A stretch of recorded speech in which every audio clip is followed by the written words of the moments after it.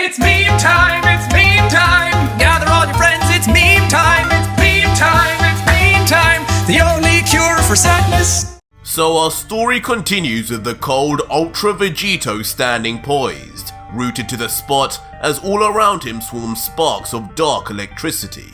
His shirt is off, revealing a perfect form, as though his muscles are carved by hand, one by one. We've never seen a Saiyan like this before in the history of Dragon Ball, as he continues to mutter, "I will make this right, no matter what I have to do." But for a moment, Ultra Vegito then stands there in silence. His mood suddenly changed as his head bows, and thoughts run through his mind of his loved ones. Around him, we see that Ultra Vegito is thinking of Bulma, Chi-Chi, Trunks, Gohan, and Goten. He's wrecked with emotion, feeling a pain that none of us could ever understand. Slowly, words begin to come from his gritted teeth. My family, they're all gone, taken from me, and I didn't even get the chance to save them, to fight for them. And now, their Dragon Balls, they're gone too. Why? For one mistake, they took everything else. Everything. There's an unnerving coldness to Ultra Vegito's stare, like a part of him has been broken. A part that maybe once broken can never be repaired again. But a thought comes to him. Ultra Vegito lifts his face and looks over his shoulder to the staff, his fist clenched in emotion. I can't let this be, but I also can't jump to conclusions. I have to know for sure what happened. They deserved more than this. I deserve more than this. Ultra Vegito then grabs the staff and peers into it, and sure enough, it soon begins to show an image. The scene shifts to show our big blue Earth perched effortlessly in the great expanse of space, the other planets lurking in the background. But as we zoom in closer into its atmosphere, suddenly all 11 gods of destruction are seen, for the first time all together on the planet of our heroes. Their looks a mixture of contempt and sinister pleasure, as if they know exactly what they are about to do. And Champa, with the most sinister smirk, then says, as he looks around to Belmod, I guess it's time to get this party started. You guys ready to have some fun? Haha, I know I am. This is the planet where those dirty scum grew up. And from what I hear, they even have some offspring around here, along with a ton of his comrades that all affiliate with that god killer. Belmod in response looks angry, a sneer smeared across his face as he then responds, How disgusting! How did Beerus even let such a pathetic planet exist? It's not like him to allow such disobedient mortals to coexist on his turf. He wanted those Saiyans gone, but I guess he just missed a few and got lazy to do anything about it. Utterly despicable, Beerus. Huh? Suddenly though, Belmod notices some power levels arriving. His attention is drawn to the sky where 4 bright lights get larger and larger, their power surges increasing as they get closer too.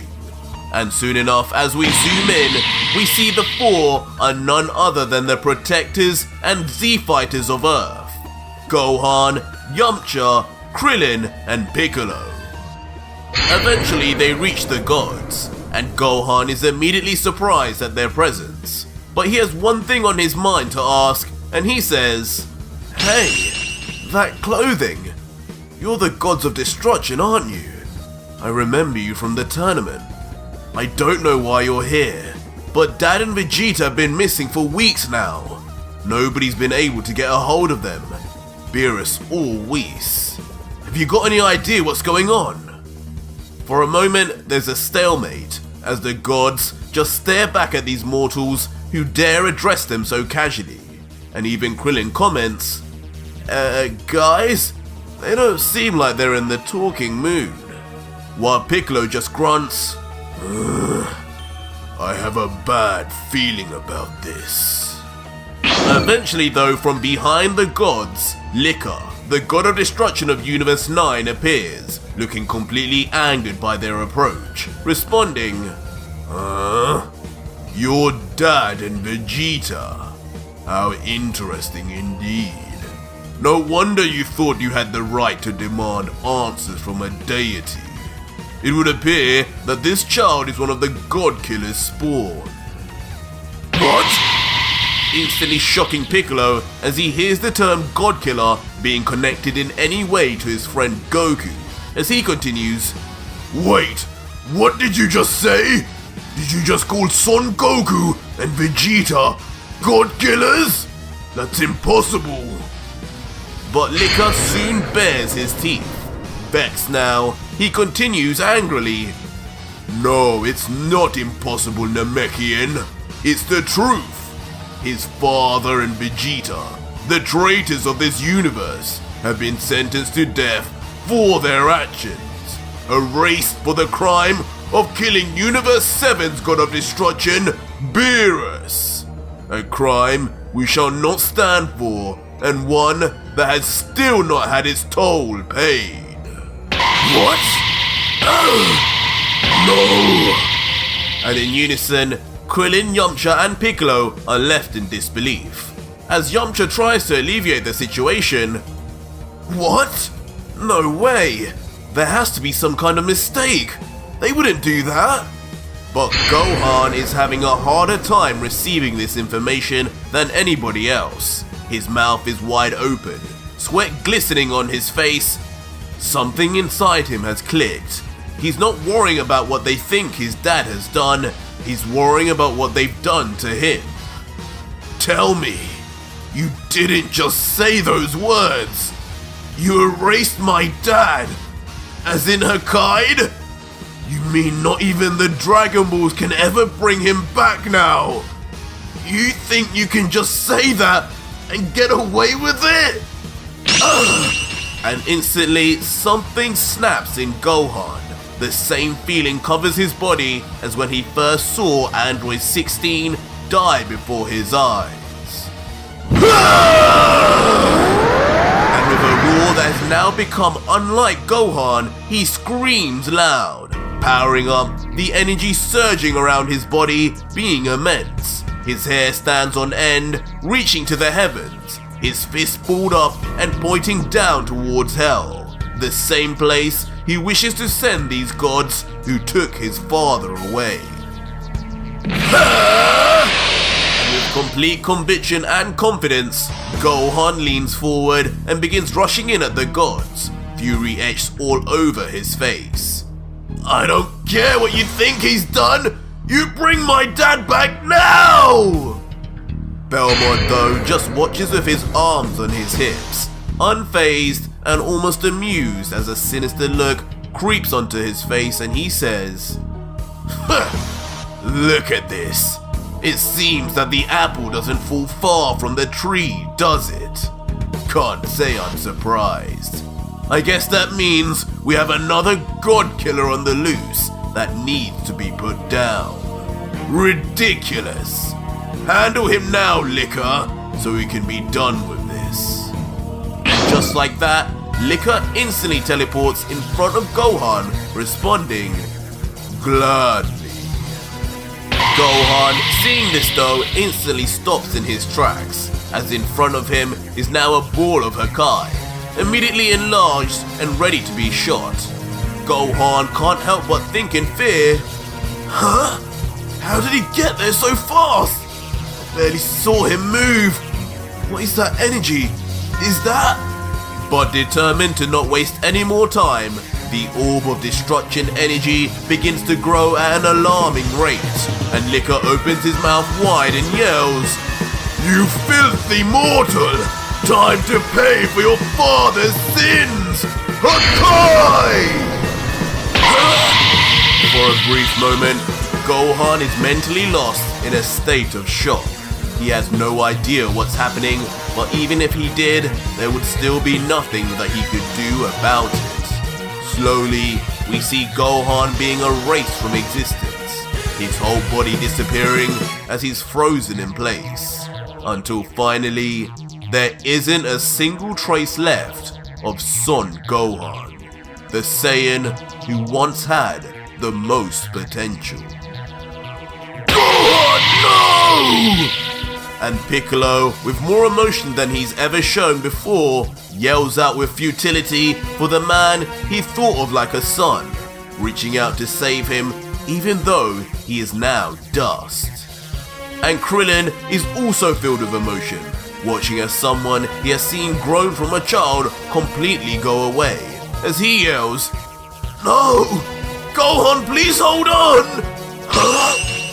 But Krillin doesn't even get to finish calling out for Gohan before his face changes as something doesn't feel right. Something is off. A sudden and sharp pain in his chest beginning to emerge, and when he looks down, it's soon revealed Krillin has been tragically shot with an arrow made of destruction energy, piercing his chest and going straight through the other side. Krillin can only look down and mutter, "What? Oh, why me?" As we then see his soon-to-be murderer standing with a smile, pleased with herself, and even holding the very bow that shot Krillin. Helles, the god of destruction of universe 2. She says, "Nice, that's a perfect shot. Told you fools, I knew these Hakai arrows would come in handy. Well, that's my part done. One less threat to the gods removed. You're welcome. I'll let you guys handle the rest of this scum." While Krillin stands rooted to the spot, unable to move, and then slowly, he too starts to fade from existence as the Hakai energy from the arrow begins to seep into his body, until the best friend of Son Goku is now nothing more than particulate matter. Krillin, no! Piccolo can only stare in panic, powerless to stop his friends, his loved ones from being erased. He feels at this moment he either fights and dies, or dies without a chance, like the rest. He shouts out to Yamcha, gritting his teeth, "Yamcha, listen to me, we don't have much time. I need you to back me up while I attack. This is our last chance to save Earth and everybody we love." What? But Piccolo too soon finds his words interrupted, as he now stares into a sight that no mortal should ever see, even in their worst nightmares.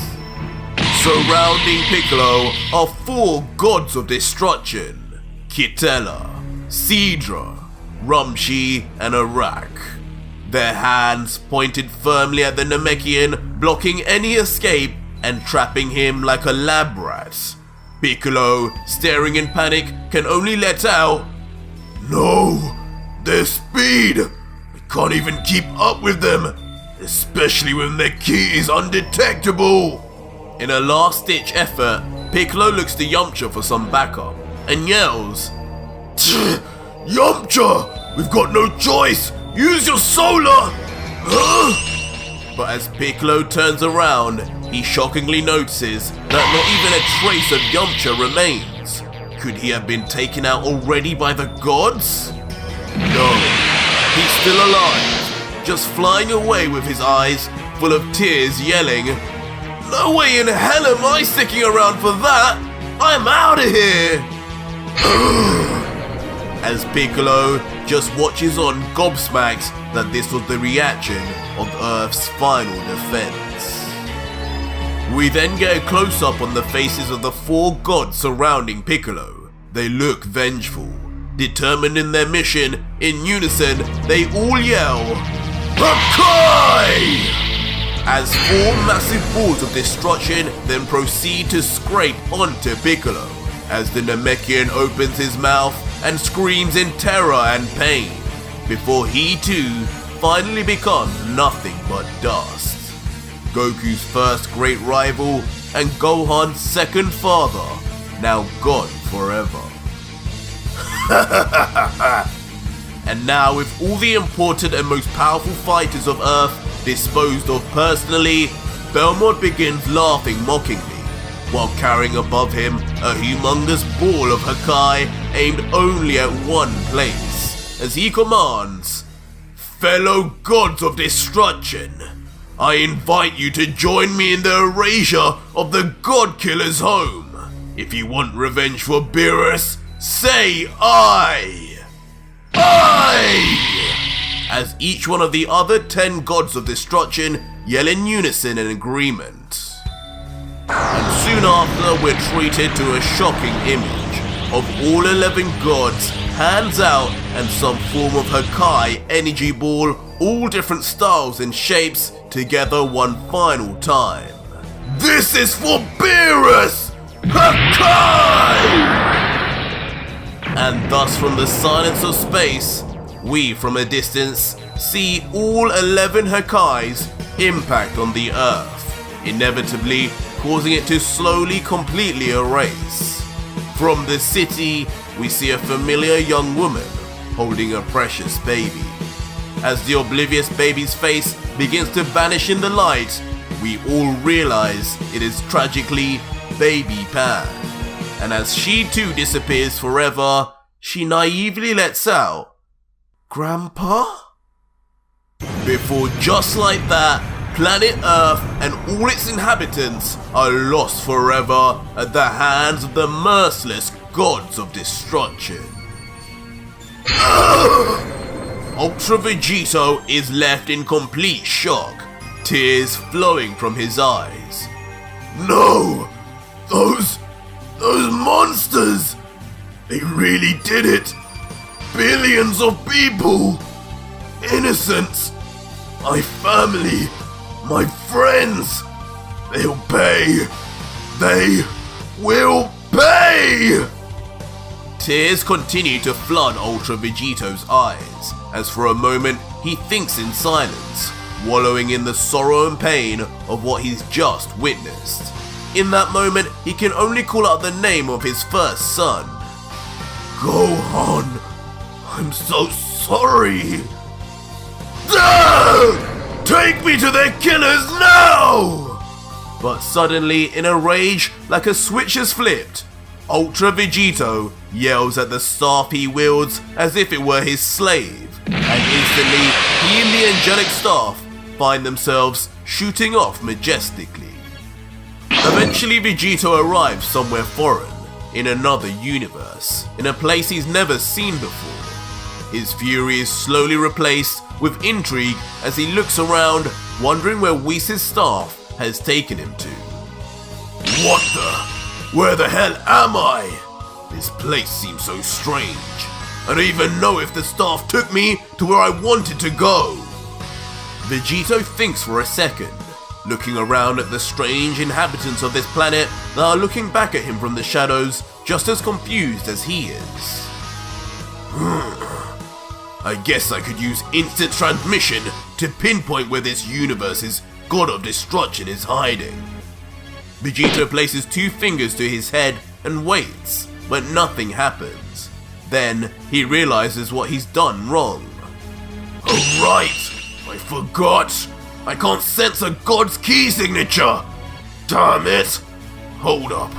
Maybe I can. Vegito then violently grabs the staff and yells out, "Take me to this universe's god of destruction immediately!" And the staff then mysteriously once again does as it's told, and Vegito shoots off once more, leaving as quickly as he arrived. And Ultra Vegito then suddenly arrives on another strange planet, this time on one very similar to Beerus' old home. Huh? Immediately, Licker's angel Korn senses an intruder, his eyes darting to the direction of where his senses are rising from. He informs Licker by his side, "My lord, I do not mean to alarm you, but it appears that someone has arrived. And if I'm not mistaken, I believe your life may be in danger. At first, Liquor appears unbothered, but a sense of curiosity then inevitably reaches him as he responds, My life in danger? Now who the hell would be powerful enough in this universe to make you say that, Corn? Probably the God Killer, you damn fox! And I think it's time to remind you why I have that name. Instantly starting the duo who could not sense Ultra Vegito in his perfected form. Huh? Who the hell is that? While Corn says, No, that staff. As Vegito slowly descends, he mockingly lets out, Look at your dumb faces! Do you even realize yet who has arrived before you? I guess it's been 10 years. Maybe you're starting to lose your eyesight in your old age, Liquor. What? It's you! How? How is this possible? You should be dead. You should have been erased. As now Liquor's face changes to one of shock as it finally becomes clear who this figure in the air is. Meanwhile, Vegito descends laughing. About time, you dumb fox! Before landing on the ground, simultaneously stabbing the staff into the floor for it to stand up by itself upright. Vegito then continues, responding to Liquor saying, But yes, Fox, you're right. I should be dead. And in fact, I am. On the inside. What is before you now is a ghost of my former self. And I won't be laid to rest until you gods pay for what you did to Earth, to my family and friends, and for what you did to Gohan! Immediately on reminding himself on what happened to his oldest son, Ultra Vegito ferociously powers up, the ground around him cracking from the weight of such a monstrous surge of energy. His hand letting go of Whis' staff now, ready to take revenge for everything. What the hell is this now? This looks like both destruction energy and Ultra Instinct. Is this what Beerus was dealing with when he died? Impossible! The power of Vegito proves so great, even the God of Destruction must cover himself as he looks in awe. What the? But suddenly, from behind Liquor, Ultra Vegito appears, flying at him emotionless but at full speed with his arm already cocked back. And with a punch Vegito has been waiting 10 years to deliver, Ultra Vegito slams Liquor right in his face, causing the god to draw blood, as he's seen flying at top speed towards one of the planet's mountains, crash landing deep into it with seemingly no way to stop himself. Meanwhile, Liquor's angel watches the fight unfold from the side, and surprised at what he's just witnessed, he thinks, This mortal is like none other I have seen before. He was on Liquor before he could even move. That's some speed, considering Lord Liquor is known around the multiverse for just how fast he is. Yet he didn't even have a chance to block that attack. And what's worse, I didn't anticipate it either. As Corn thinks on, Liquor immediately bursts out of the mountain, angrier than ever, living up to his appearance, growling like a feral beast. He stares at Vegito like he's his next meal and proclaims, You may have killed Beerus with that kind of lucky punch, I'll give you that. But I'll be damned if you slaughter another one of us deities, you filthy mortal. Allow me to remind you why we are gods and you are just another lowly life form.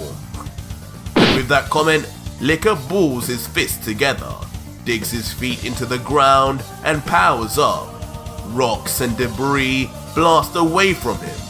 The air around him intensifies and begins to crackle with lightning and sparks as the fox god begins emanating a powerful destruction energy from his very skin. And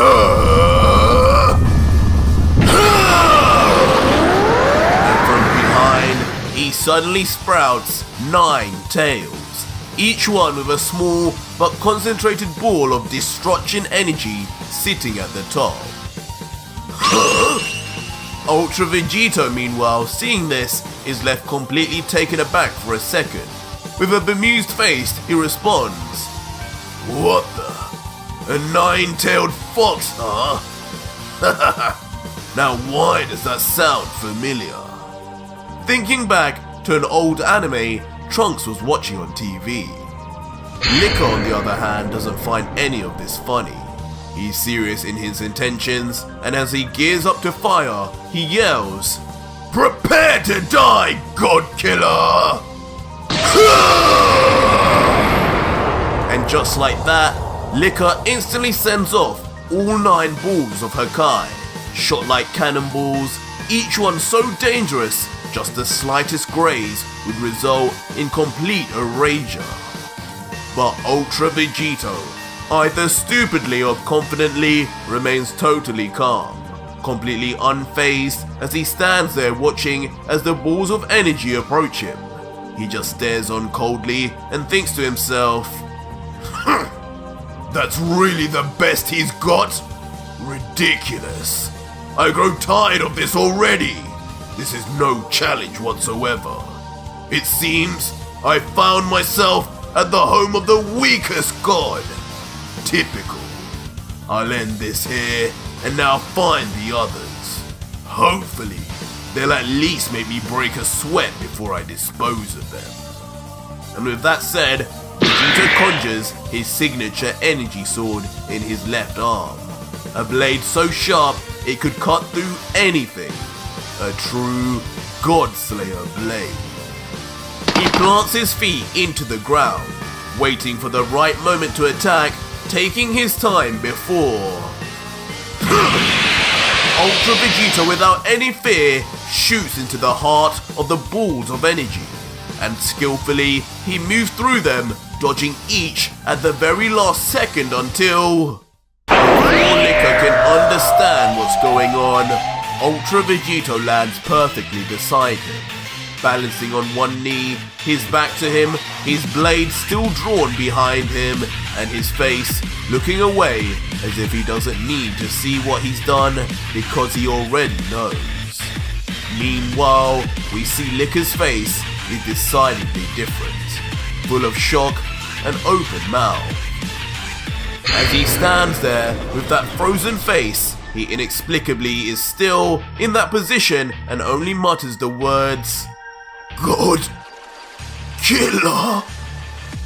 And we then go into the view of Licker, who at the moment can see his beloved angel Corn, until suddenly the angle of his view sharply changes, before falling on the ground and turning in a way that should just not be possible. And standing there, now headless, with Licker's skull on the ground, is a decapitated god of destruction, explaining exactly what we just saw. After enough blood gushes out, Licker's lifeless body eventually then falls to the ground, to the back of a now standing Vegito. Coldly, knowing his job is now done, Vegito then retracts his energy blade. And with now not even the slightest sign of remorse, Ultra Vegito then walks over to the deceased body and looks down, saying, 10 years. 10 years just so you could last less than a minute against me. No wonder you wanted me dead. How could a god command any respect, knowing full well they couldn't even hold a candle to a mortal?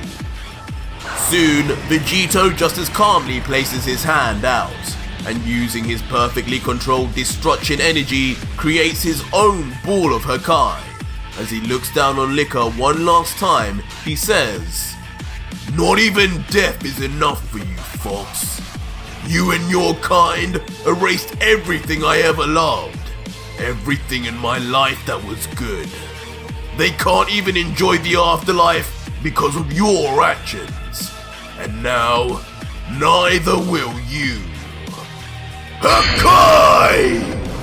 And with that, Ultra Vegito mercilessly erases what's left of Liquor, his decapitated body and lone head too.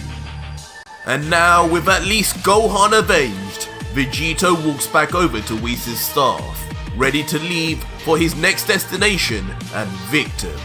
But from behind, Korn calls out, "Wait, Vegito." The angel has been watching patiently, and with a slight bit of hesitation proclaims, "Before you go, there is something I must say to you.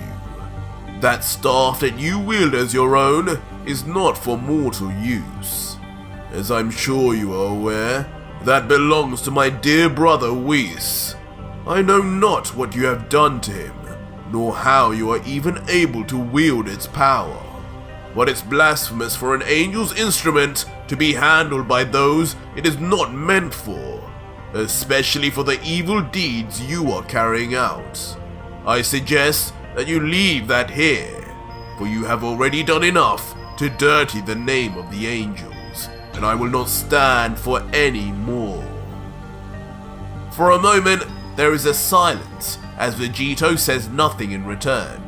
But with a sudden and maniacal turn of his face, Ultra Vegito is seen as he lets out incredibly, "Oh yeah? Then do something about it, weakling!" L is for lovers who love one another.